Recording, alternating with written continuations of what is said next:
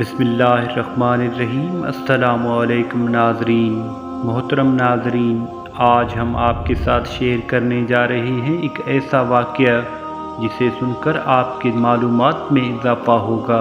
محترم ناظرین، یہ واقعہ ہے حضرت سارہ سلام اللہ علیہ اور حضرت ابراہیم علیہ السلام کا۔ اس واقعے کو سمجھنے کے لیے اس ویڈیو کو اینڈ تک ضرور دیکھیں۔ محترم ناظرین، حضرت سارہ سلام اللہ علیہ حضرت ابراہیم علیہ السلام کی پہلی بیوی تھی۔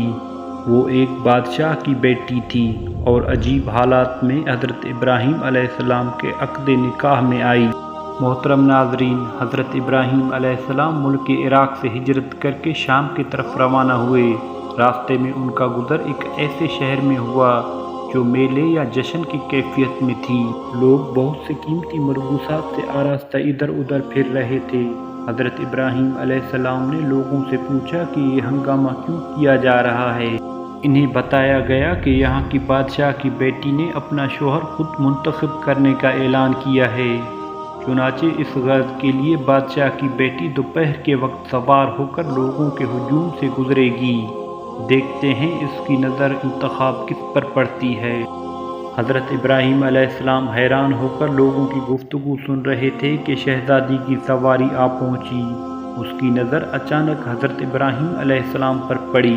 صحت مند جسم اور چہرہ جلال نبوت سے منور، فوراً اعلان کر دیا کہ میری شادی اس مسافر سے ہوگی۔ شاہی کارندے اسی وقت حضرت ابراہیم علیہ السلام کو بادشاہ کے محل میں لے گئے۔ بادشاہ اپنے بیٹی کا انتخاب دیکھ کر حیران رہ گیا۔ اس کا خیال تھا کہ اس کا آنے والا داماد کوئی صاحب ثروت ہوگا۔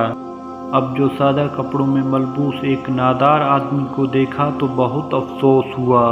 حضرت سارہ کو بہت سمجھایا کہ تیرا اس کا جوڑ نہیں ملتا، اپنے خیال سے باز آ جائیں، لیکن حضرت سارہ اپنے قول پر ہی رہے۔ چنانچہ مجبوراً بادشاہ نے اپنی بیٹی کی شادی حضرت ابراہیم علیہ السلام سے کر دی۔ چند دن وہاں گزارنے کے بعد حضرت ابراہیم علیہ السلام نے مصر جانے کا ارادہ ظاہر کیا۔ حضرت سارہ نے اصرار کیا کہ وہ بھی ساتھ جائیں گی۔ حضرت ابراہیم علیہ السلام نے پہلے تو انہیں بہت روکا، لیکن آخر میں ان کے اصرار سے مجبور ہو کر انہیں بھی ہمراہ لے کر چل پڑے۔ جب مصر کے قریب پہنچے تو معلوم ہوا کہ وہاں کا بادشاہ نہایت ظالم اور بدکار ہے، اور اس نے حکم دے رکھا ہے کہ کوئی عورت جب تک بادشاہ کے ملاحظہ سے نہ گزرے، نہ مصر کے حدود سے گزر سکتی ہے، نہ وہاں قیام کر سکتی ہے۔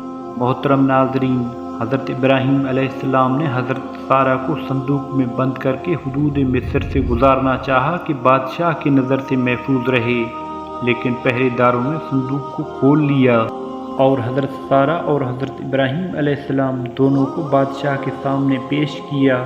بادشاہ نے حضرت ابراہیم علیہ السلام سے پوچھا کہ تم کون ہو اور یہ عورت کہاں لیے پھرتے ہو؟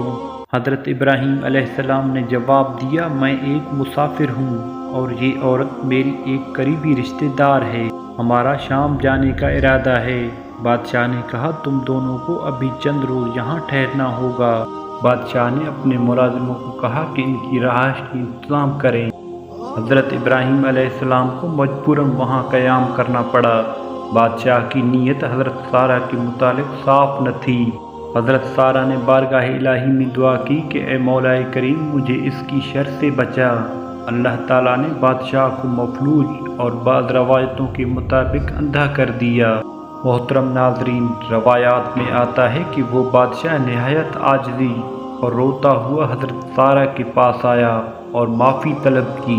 حضرت سارہ نے کہا کہ میرا شوہر خدا کا محبوب پیغمبر ہے، تو اس سے معافی مانگ۔ بادشاہ نے حضرت ابراہیم علیہ السلام سے عفو و تفسیر چاہی۔ حضرت ابراہیم علیہ السلام نے معاف کیا اور ان کے حق میں دعا مانگی۔ بادشاہ اپنی اصلی حالت پر لوٹ آیا اور اپنے طرف سے حضرت ابراہیم علیہ السلام کی خدمت میں ایک نیک سیرت عورت پیش کی جن کا نام حضرت ہاجرہ تھی۔ آپ نے ان سے نکاح کر لیا اور پھر حضرت سارہ اور حضرت ہاجرہ ان دونوں کی ہمراہ شام کی طرف روانہ ہوئے۔ مختلف مقامات پر قیام کرتے ہوئے کانان پہنچے۔ وہاں حضرت ہاجرہ کے بطن سے حضرت اسماعیل علیہ السلام پیدا ہوئے۔ حضرت سارہ کی کوئی اولاد نہ تھی۔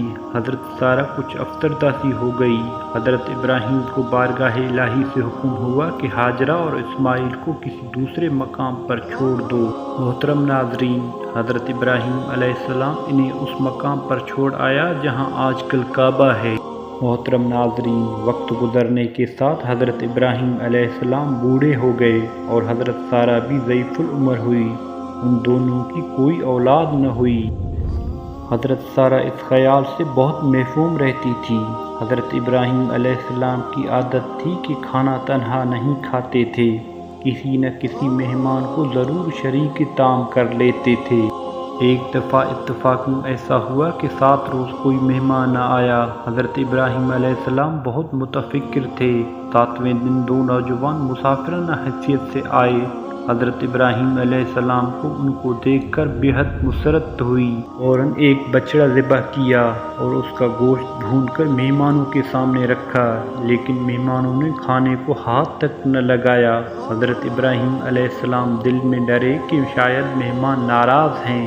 ان دونوں نے ہنس کر کہا کہ خلیل اللہ، ہم فرشتے ہیں اور لوط کی قوم کو سزا دینے پر مقرر ہوئے ہیں۔ ہم تمہیں ایک بیٹے اس کی پیدائش کی خوشخبری دیتے ہیں۔